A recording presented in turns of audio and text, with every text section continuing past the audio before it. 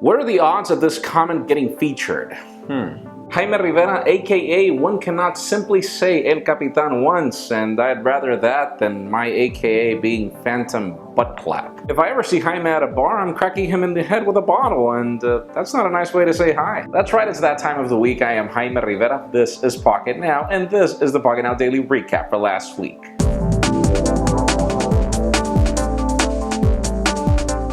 So on Monday I asked you if at this point you still care about the Apple Watch, as it turns out, consumer satisfaction surveys say that the watch is really nice.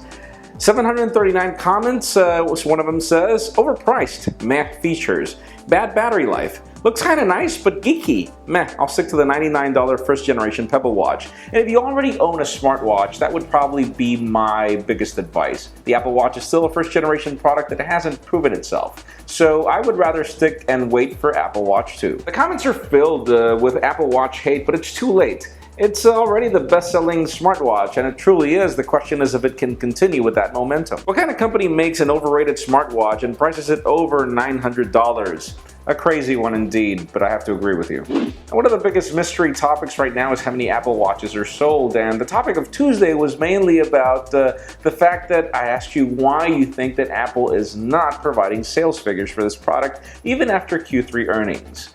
We have 370 comments. Of course the watch is disappointed in sales. The ones that really wanted an Apple Watch pre-ordered it on the very first day they could. The ones that didn't fall into three categories. Can't afford it, want to see more, and I could care less. And I think that your analysis is right on the spot indeed. But there were some people that wanted the Apple Watch on pre-order day and there weren't enough units as well. They're hiding the Apple Watch numbers because they have been disappointing. Apple likes to brag about numbers, so if these numbers aren't there, they won't even mention it. And true, dude, Apple is really that kind of company that loves to baffle over how many products they've sold. The fact that they haven't done so is the reason why things are edgy. Like you said, Jaime, Apple is not selling Apple Watches as they expected, but that also applies to any smartwatch maker regardless of the price tag. In my opinion, smartwatches are not that useful yet. Let's see next year how they evolve, and you've probably brought us one of the best comments of the week, particularly because it's not just the Apple Watch's fault. True indeed, pretty much every smartwatch out there, some look cool, some don't, but they're not really that useful. I feel that the killer use for a smartwatch hasn't really been defined yet.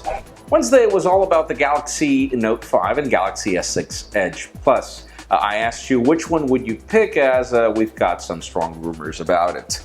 We have 978 comments, thanks a lot guys, out of which we start with 3 gigs of RAM in the Note 5, WTF. I'll keep my Note 4 then. It isn't even that much of an improvement now. I was excited about 4 gigabytes of RAM.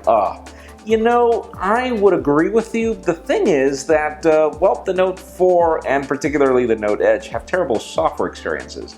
So we are really waiting more about the software experience that comes with this Note lineup, and that could probably make a significant change and therefore make the amount of RAM available not that needed, meaning we don't need more RAM. This video leads me to the answer of the day. That sounds familiar.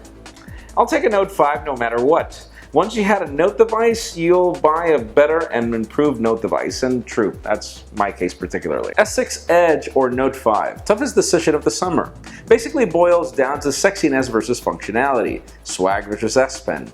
Help me baby Jesus, and if you want my opinion, I'll take the Note 5. LG CEO was on record on Thursday talking about a super premium phone to come later this year because they need to fix a little stock slump that they have right now, and I asked you, what would you want on this phone?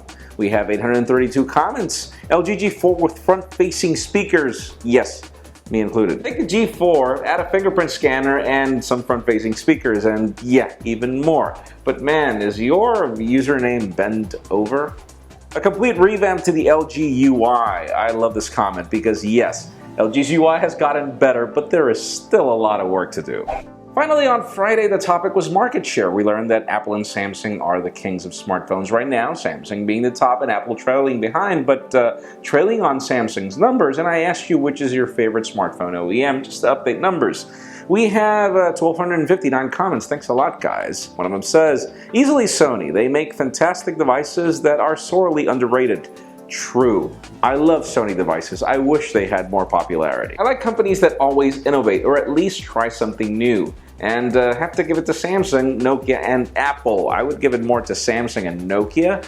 Not necessarily Samsung because of its gimmicks, but because everything that comes out of R&D they publish. Some things are not useful, some things like the Note lineup were. I trust Google. When you have a Nexus, you never go back. A lot of people don't. I'm one of those people that did. Because there was a time when Nexus devices were better than its competitors. They pushed the edge because these were more advanced. Lately, Nexus devices don't do that. They're actually behind in most cases just to keep the price down. Except for this year, but you know, it wasn't any better than anything that was out there. So I feel that Google should really work on its strategy with the Nexus lineup and figure out what works, because in the end, that is the brand that we want to trust, but not necessarily the one that delivers.